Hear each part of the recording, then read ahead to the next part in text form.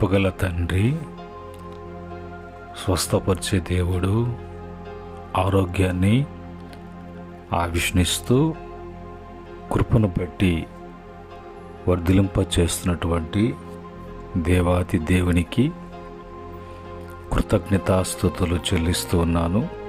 అలాగనే ప్రతిదినము దేవుని వాక్యాన్ని ఈ రీతిగా వింటూ బలపడుతున్న బిడ్డలకు ప్రభు పేరిట వందనములు, ప్రభు పేరిట శుభములు తెలియచేస్తున్నాను. ప్రియమైన దేవుని బిడ్డలారా, ఈ సమయంలో దేవుని యొక్క వాక్యాన్ని మనం చదువుకొని ప్రార్థనాపూర్వకంగా వాక్యమును మనం ధ్యానం చేద్దాం. పరిశుద్ధ గ్రంథముల నుంచి ఇర్మియా గ్రంథము 17వ అధ్యాయము 14వ వచనములో ఉన్నటువంటి మాటలను మనము చదువుకొని ప్రార్థనాపూర్వకంగా ధ్యానం చేద్దాం. ఇక్కడ రాయబడినటువంటి మాటలలో, యెహోవా నీవు నన్ను స్వస్థపరచుము, నేను స్వస్థత నొందును. నన్ను రక్షించుము, నేను రక్షింపబడుదును. నేను నిన్ను స్తోత్రించుటకు నీవే కారణభూతుడవు. ప్రేమగల తండ్రి, నీ మాటలను మాకు అందించమని, వివరించి అందించమని, మీరు మాత్రమే మహిమ తెచ్చుకోమని యేసుక్రీస్తు నామములో అనేక మందికి ఆశీర్వాదకరంగా జరిగించమని ప్రభు పేరిట వేడుకుంటున్నాము తండ్రి. ఆమేన్. ప్రియమైన దేవుని బిడ్డలారా, ఇక్కడ రాయబడినటువంటి మాటలో స్వస్థత అనేది, రక్షణ అనేది మనుషుల వల్ల కలిగేటువంటి కార్యము కాదు. ప్రభు వలనే అవి జరగాలి, కానీ అవి ఆయన కార్యములు.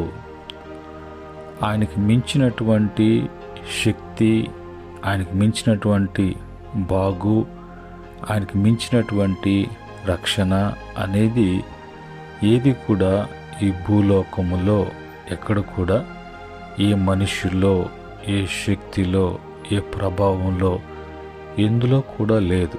కారణం, సమస్తము కలుగు చేసినటువంటి వాడు దేవుడొక్కడే. ఆయన వలనే సమస్తము కూడా కలుగు చేయబడ్డాయి. సమస్తము ఆయనవు. మనమంతా కూడా ఆయన ప్రజలై ఉన్నాము. కనుక ఆయన లేకుండా ఏది కలగలేదు, ఏది కూడా ఏర్పాటు చేయబడలేదు. సమస్తము కూడా ఆయన వల్లనే ఏర్పాటు చేయబడి ఉన్నది. ఈరోజు ప్రభు యొద్దకు రాకుండా, ప్రభు దగ్గర అవి జరగకుండా ఏ ప్రయత్నాలు చేసినా కూడా అవన్నీ కూడా వ్యర్థ ప్రయాసము అనేది గ్రహించుటకు, తెలుసుకొని సరిచేసుకోవటానికి దేవుని వాక్యం నుంచి కొన్ని విషయాలు మనము ధ్యానం చేద్దాం. ఇక్కడ దేవుడు స్వస్థపరిస్తేనే నేను స్వస్థపరచబడతాను అనేటువంటి ఈ మాటకు స్వస్థత అనేది ఆరోగ్యము ఉన్నప్పుడే స్వస్థత. పూర్తిగా నయము అయినటువంటి పరిస్థితిలో ఉన్నప్పుడు అతను స్వస్థత. సమగ్ర క్షేమము అనేది శరీరము, మనసు బాగుండడము అనేది స్వస్థత కలిగి ఉన్నట్లుగా, స్వస్థత అనేది ఉన్నట్లుగా. దీనికి హెబ్రూ పదము ఏమని వాడబడిందంటే రెఫూవా అనేటువంటి పదాన్ని వాడబడింది. రెఫూవా అనే పదము వాడబడింది. దానికి అర్థము నయము, చికిత్స లేక స్వస్థత. ఈరోజు మానవ జీవితంలో అనారోగ్య పాలు కావటానికి, అస్వస్థతలో ఉండటానికి కారణం ఏంటి అంటే కీర్తన 38వ కీర్తన 5వ చరణంలో 1-5 వరకు చూసినప్పుడు వాళ్ళు జీవించినటువంటి జీవితము బట్టి దేవునికి వారు కోపము తెప్పించినట్లుగా, దేవునికి కోపము కలిగినట్లుగా అక్కడ మనము చూడగలం. ఇక్కడ అంటాడు, నీ కోపాగ్ని వలన ఆరోగ్యము నా శరీరము విడిచిపోయెను, నా పాపమును బట్టి నా ఎముకలలో స్వస్థత లేదు. నీ కోపాగ్ని వలన ఆరోగ్యము నా శరీరాన్ని విడిచిపోయింది. దేవుని కోపడితేనే దేవుడిచ్చినటువంటి ఆ శరీరానికి ఇచ్చినటువంటి ఆరోగ్యము విడిచిపెట్టి వెళ్ళింది. అంటే ఆరోగ్యము ఆయన ఇచ్చి ఉన్నాడు, ఉంచి ఉన్నాడు. ఆయన కోపం కలగగా, ఆయనకు కోపం కలిగించేటువంటి క్రియలలో ఉండగా వెంటనే ప్రభు యొక్క కోపాన్ని చూసినటువంటి ఆ యొక్క ఆరోగ్యము ఆ శరీరాన్ని విడిచిపెట్టి వెళ్ళిపోయినట్లుగా, నా పాపమును బట్టి నా ఎముకలలో స్వస్థత లేదు. ఒక మనిషి అనారోగ్య పాలు కావటానికి, స్వస్థతలు ఆరోగ్యంగా ఉండకుండా పోవటానికి కారణము పాపము. చేసేటువంటి పాపపు క్రియలను బట్టి దేవునికి కోపము తెప్పించాడు కాబట్టి, దేవునికి కోపం కలిగించారు కాబట్టి మరి మనిషి జీవితంలో ఆ యొక్క ఆరోగ్యాన్ని విడిచిపెట్టి పోవడం, అనారోగ్య పాలు కావటము అనేది అక్కడ రాయబడినటువంటి మాట. యెషయా గ్రంథం 1:6 ప్రకారంగా 1-5 వరకు చూసినప్పుడు కూడా అక్కడ ప్రవర్తనను గురించి, మరి ప్రభువుకు వ్యతిరేకముగా చేసినటువంటి కార్యాల గురించి రాయబడ్డాయి. అందును బట్టి ఏం జరుగుతుంది, ఏం జరిగిందంటే అరకాలు మొదలుకొని తల వరకు స్వస్థత కొంచెమైనా లేదు. ఎక్కడ చూచినను గాయములు, దెబ్బలు, పచ్చి పుండ్లు, అవి పిండబడలేదు, కడగబడలేదు, తైలముతో మెత్తన చేయబడలేదు. చూడండి, మరి ఎందుకు కలుగుతున్నాయి, ఎందుకు పాడైపోతున్నారంటే వాళ్ళ యొక్క స్వస్థత కలగకుండా పోవటానికి కారణం ఏంటంటే వాళ్ళు మరి విడిచిపెట్టకుండా, సరిచేసుకోవాల్సిన విషయాలు సరిచేసుకోకుండా వాళ్ళు మరి ప్రభు ఎదుట ప్రవర్తించేటువంటి ప్రవర్తన. పైగా హోషేయ గ్రంథము 7:1 ప్రకారంగా, నేను ఇశ్రాయేలు వారికి స్వస్థత కలుగు చేయదలచగా ఎఫ్రాయిము దోషమును, షామురోను చెడుతనమును బయలుపడుచున్నది. జనులు మోసము అభ్యాసము చేదురు, కొల్లగాండ్లై లోపలికి చొరబడుదురు, బందిపోటు దొంగలై బయట దోచుకుందురు. చూడండి, వాళ్ళలో ప్రభు మరి స్వస్థపరచాలనుకున్నా కూడా వాళ్ళు చేసేటువంటి మోసాలు, దగ, ఆ చోరీలు వాళ్ళు ఇంకా విడిచిపెట్టకుండా అలాగనే కొనసాగిస్తున్నారు. కారణం ఏంటి అంటే మత్తయి సువార్త 13:14 మనసు త్రిప్పుకొని నా వలన స్వస్థత పొందుకున్నట్లు వారి హృదయము క్రొవ్వినది, వారి చెవులు వినుటకు మందములై ఉన్నవి, వారు తమ కన్నులు మూసుకొని ఉన్నారు. గర్వము అక్కడ వారికి పనిచేస్తుంది. ఆ యొక్క హృదయము క్రొవ్వినిదిగా గర్వముతో ఉన్నట్లుగా, ఆ చెవులు మందమైపోయినట్లుగా, వారి కనులు చూడకుండా, చెవులు వినకుండా, మరి వారు మరి గుడ్డివారిగా, చోటివారిగా, మరి కురవినటువంటి హృదయముతో కఠినస్తులుగా ఉంటూ ప్రభు యొక్క స్వస్థతను వాళ్ళు పొందుకోలేకుండా పోతున్నారు. అయితే ఈరోజు స్వస్థత కలగటానికి, మనము ఆరోగ్యంగా ఉండటానికి పరమందున్నటువంటి తండ్రి ఆ యొక్క కార్యాన్ని ఎలాగా మన పట్ల జరిగిస్తున్నారు అని వాక్యంలోకి వెళ్ళినప్పుడు యెషయా గ్రంథము 53:5 ప్రకారంగా మన అతిక్రమ క్రియలను బట్టి అతడు గాయపరచబడెను. మనం అతిక్రమించి చేసినటువంటి క్రియలను బట్టి మరి యేసు ప్రభు వారికి మరి ఆ శిక్ష ఆయన మీద వేశాడు.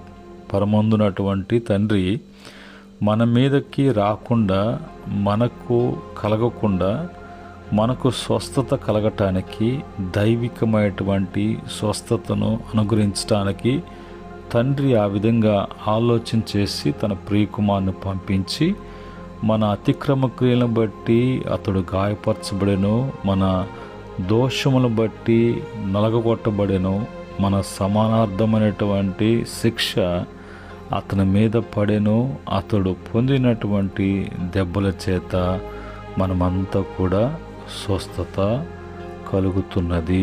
మనకు స్వస్థత కలగటానికి మన యొక్క శిక్ష, మన యొక్క దోషము, మన మీద ఉన్నటువంటి అపరాధములు అన్నీ కూడా యేసుక్రీస్తు వారి మీద వేయబడి ఆయన అనుభవించి మనకు స్వస్థత ఇస్తున్నారు. ఈ సత్యాన్ని తెలుసుకొని, ఈ మాటలు విని గ్రహించుకొని ఇంకనైనా ఆ యొక్క గర్వముతో, అహంకారముతో, మోసముతో అతిక్రమించి పాపము చేస్తూ దేవునికి కోపం తెప్పిస్తూ దేవుని మన పట్ల చేసినటువంటి మహా గొప్ప కార్యాన్ని పెడచెవిన పెడుతూ నిర్లక్ష్యం చేస్తూ లెక్కలేనితనముతో జీవించకుండా బాగుపడటానికి దేవుని వాక్యము తిరిగి మరొక అవకాశము ఇస్తూ మాట్లాడుతుండగా మనము అందులో జాగ్రత్త కలిగినటువంటి వారంగా ఉండటానికి మనం ప్రయత్నం చేయాలి. అలాగనే 1 పేతురు పత్రిక 2:24 ప్రకారంగా 19 నుంచి 23 వరకు చూసినప్పుడు అక్కడ కొన్ని విషయాలు రాయబడ్డాయి. ఇక్కడ మరి ఇక్కడున్నటువంటి 24వ వచనములో మన పాపముల విషయమై చనిపోయి నీతి విషయమై జీవించినట్లు ఆయన తానే తన శరీరమందు మన పాపములను మ్రాను మీద మోసుకొనెను, ఆయన పొందిన గాయములు చేత మీరు స్వస్థత నొందిరి.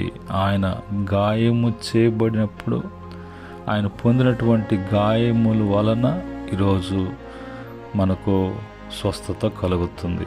కనుక అలాగా దైవిక స్వస్థత మనకు ఎంతైనా అవసరమై ఉన్నది. ఆ స్వస్థత కలగటానికే దేవుడే ఈ లోకానికి దిగి వచ్చి ఆయన మీద అన్నీ వేసుకొని ఆయన అనుభవిస్తున్నాడు.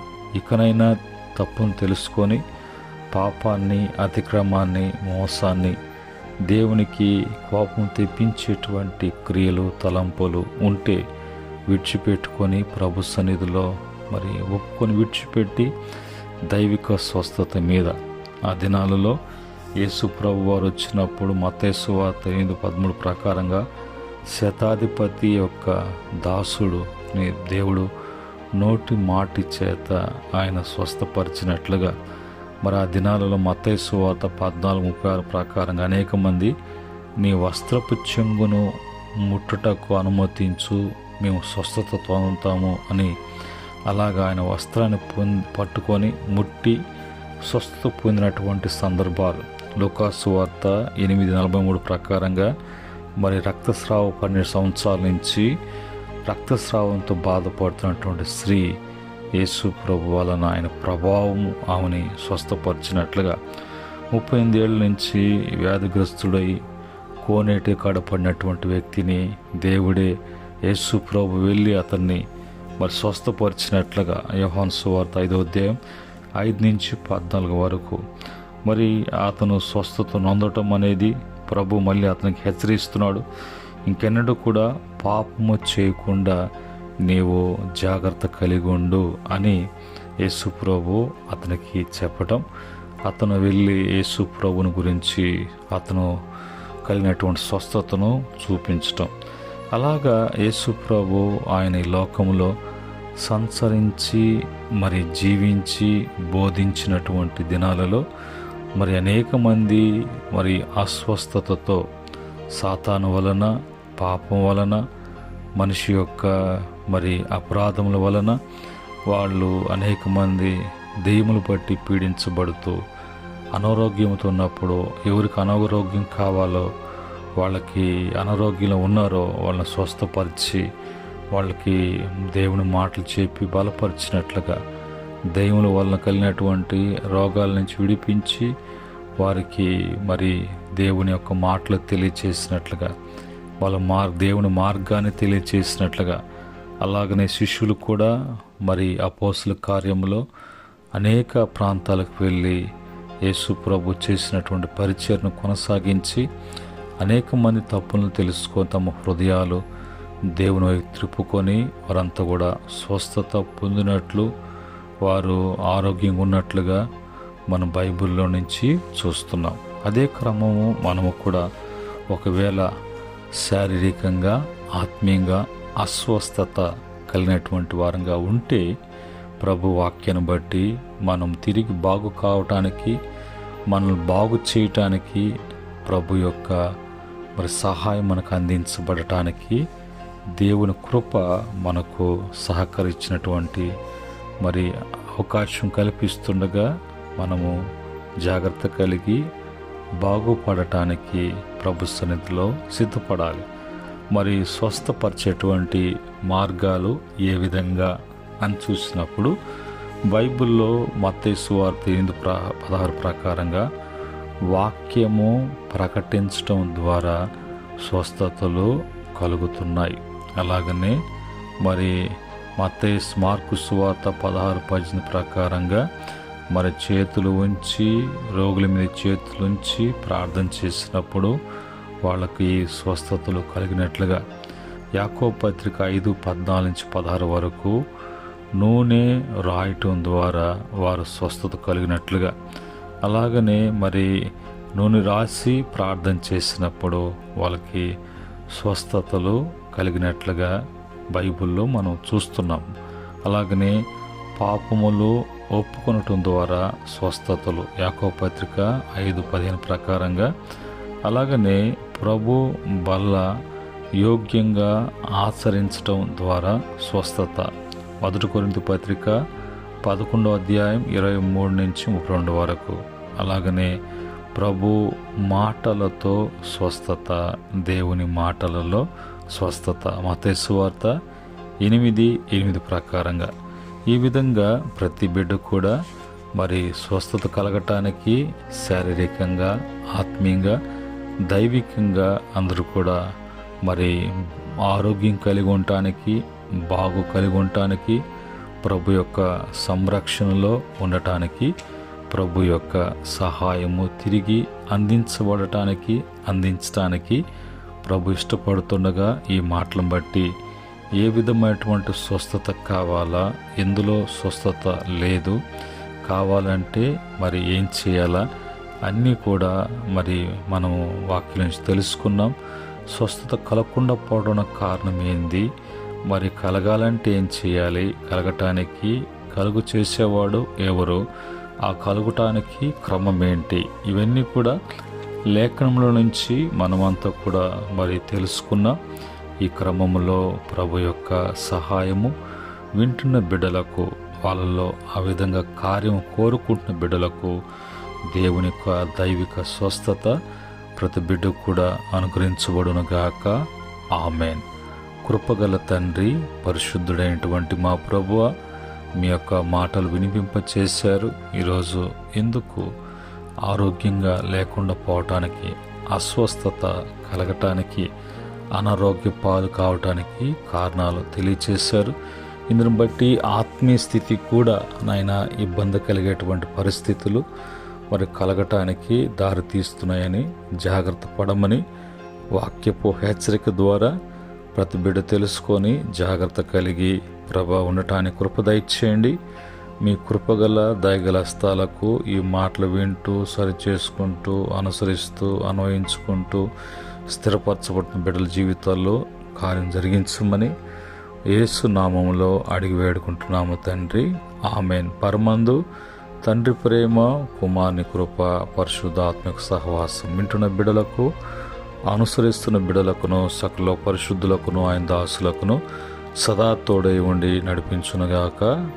ఆమేన్. దేవుడు మిమ్మలను మీ కుటుంబాలను మంచి ఆరోగ్యాన్ని, దైవిక స్వస్థత ఇచ్చి నడిపించి బలపరిచి ప్రభు మహిమ కొరకు జీవింపచేయునుగాక. ఆమేన్.